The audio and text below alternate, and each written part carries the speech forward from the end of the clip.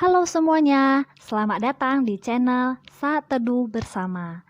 Channel ini sengaja dibuat untuk kamu yang mungkin selama ini rindu saat teduh atau merenungkan firman Tuhan, tapi selalu gagal untuk memulainya. Atau belum selesai membaca firman Tuhan sampai habis. Sekarang, kamu bisa memulainya bersama saya. Setiap pasal-pasal yang saya bacakan, kamu juga bisa ikutan membacanya ya. Kita akan sama-sama membaca dan merenungkan firman Tuhan sehari demi sehari sampai menyelesaikan seluruh Alkitab. Tidak lupa juga, saya ingatkan, jika kamu ingin saat teduh bersama setiap harinya, kamu bisa tekan tombol subscribe di bawah ini, dan kamu juga bisa sharekan video ini ke teman-teman kamu, supaya mereka diberkati. Mari kita mulai saat teduh bersama dengan memperkatakan janji iman atau promise of faith sebagai langkah komitmen kita bersama. Kita baca bersama-sama ya. Dimulai dari versi bahasa Inggrisnya. Kamu sudah siap? Kita mulai. I love my Bible. I read it every day. I meditate it. I just do it. I finish it and repeat it. Saya cinta Alkitab. Saya membacanya setiap hari. Saya merenungkannya. Saya melakukannya. Saya menyelesaikan dan mengulanginya. Mari kita bersatu di dalam doa. Tuhan Yesus, kami bersyukur hari ini kami bisa sehat dan sebentar kami mau mempelajari firman-Mu. Ajari kami untuk semakin mengasihi-Mu lewat firman-Mu ini. Di dalam nama Tuhan Yesus, amin. Matius 12. Murid-murid memetik gandum pada hari Sabat. Pada waktu itu, pada hari Sabat, Yesus berjalan di ladang gandum. Karena lapar, murid-muridnya memetik bulir gandum dan memakannya. Melihat itu, berkatalah orang-orang Farisi kepadanya, "Lihatlah, murid-muridmu berbuat sesuatu yang tidak diperbolehkan pada hari Sabat."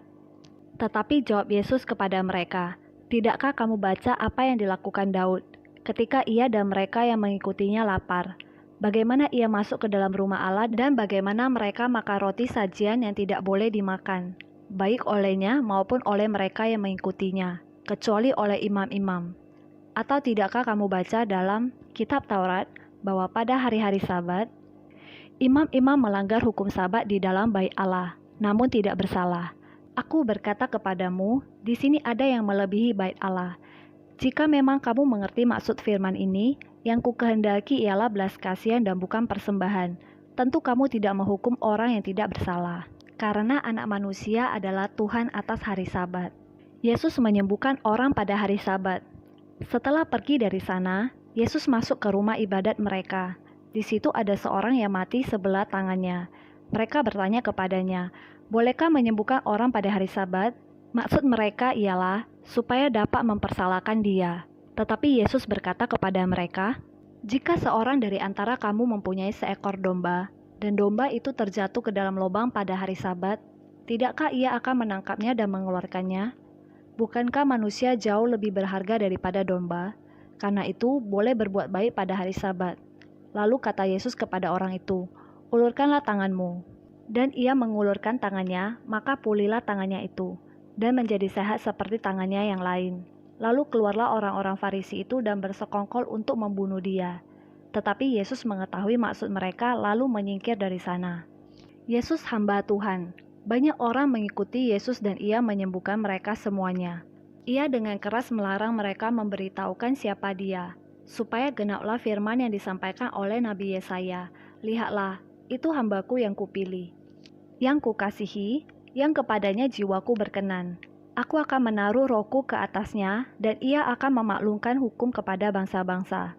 Ia tidak akan berbantah dan tidak akan berteriak, dan orang tidak akan mendengar suaranya di jalan-jalan. Bulu yang patah terkulai tidak akan diputuskannya, dan sumbu yang pudar nyalanya tidak akan dipadamkannya, sampai ia menjadikan hukum itu menang, dan padanyalah bangsa-bangsa akan berharap." Yesus dan Beelzebul. Kemudian dibawalah kepada Yesus seorang yang kerasukan setan. Orang itu buta dan bisu. Lalu Yesus menyembuhkannya, sehingga si bisu itu berkata-kata dan melihat. Maka takjublah sekalian orang banyak itu, katanya, "Ia ini agaknya anak Daud." Tetapi ketika orang Farisi mendengarnya, mereka berkata, "Dengan Beelzebul, penghulu setan, ia mengusir setan."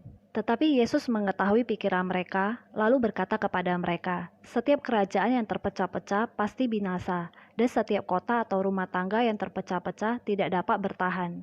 Demikianlah juga kalau iblis mengusir iblis. Ia pun terbagi-bagi dan melawan dirinya sendiri. Bagaimanakah kerajaannya dapat bertahan? Jadi jika aku mengusir setan dengan kuasa Beelzebul, dengan kuasa siapakah pengikut-pengikutmu mengusirnya?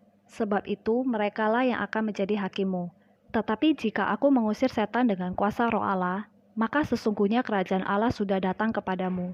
Atau bagaimanakah orang dapat memasuki rumah seorang yang kuat dan merampas harta bendanya apabila tidak diikatnya dahulu orang yang kuat itu? Sesudah diikatnya, barulah dapat ia merampok rumah itu.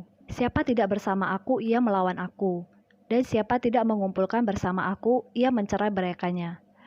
Sebab itu aku berkata kepadamu, segala dosa dan hujat manusia akan diampuni, tetapi hujat terhadap Roh Kudus tidak akan diampuni. Apabila seorang mengucapkan sesuatu menentang Anak Manusia, ia akan diampuni. Tetapi jika ia menentang Roh Kudus, ia tidak akan diampuni. Di dunia ini tidak, dan di dunia yang akan datang pun tidak. Jikalau suatu pohon kamu katakan baik, maka baik pula buahnya. Jikalau suatu pohon kamu katakan tidak baik, maka tidak baik pula buahnya. Sebab dari buahnya pohon itu dikenal. Hai kamu keturunan ular beludak, bagaimanakah kamu dapat mengucapkan hal-hal yang baik, sedangkan kamu sendiri jahat?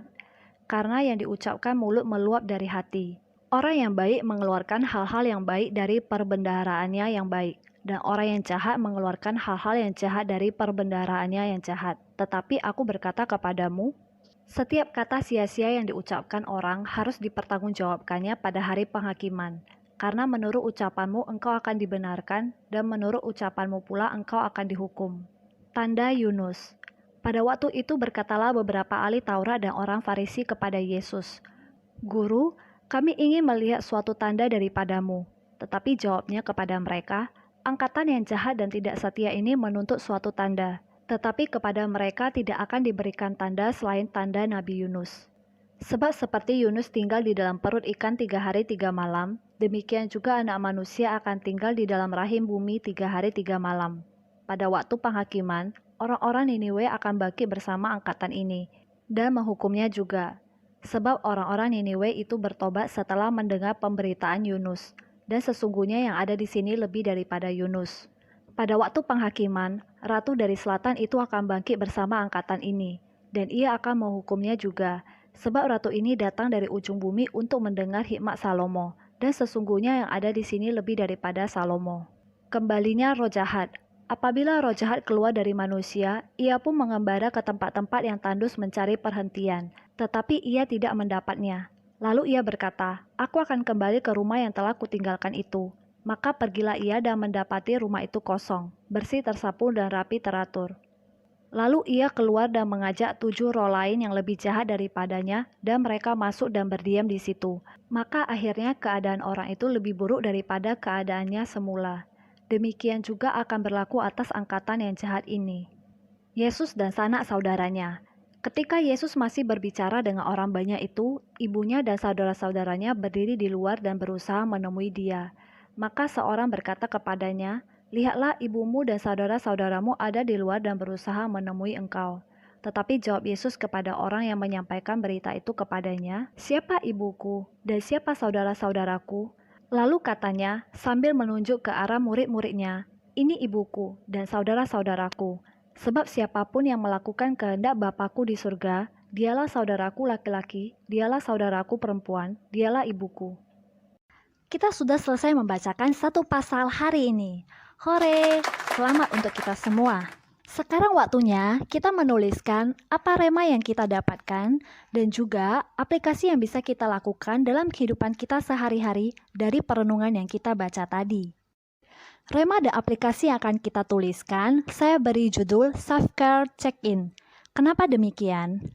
Karena saya mau setelah kita membaca dan merenungkan firman Tuhan, kita secara pribadi dan dalam keadaan sadar, kita menuliskan hasil dari perenungan firman Tuhan yang kita dapatkan di buku atau di dalam catatan pribadi kita masing-masing. Ini bukan sekedar mencatat loh ya. Ingat janji iman kita di awal tadi. Setelah membaca dan merenungkan, kita mau melakukan firman Tuhan. Apa itu rema? Rema itu adalah perkataan Tuhan secara spesifik kepada orang tertentu dengan kebutuhan tertentu. Biasanya mengambil ayat tertentu. Tapi di sini bisa juga kita langsung menuliskan saja rema yang kita dapatkan dengan bahasanya kita sendiri.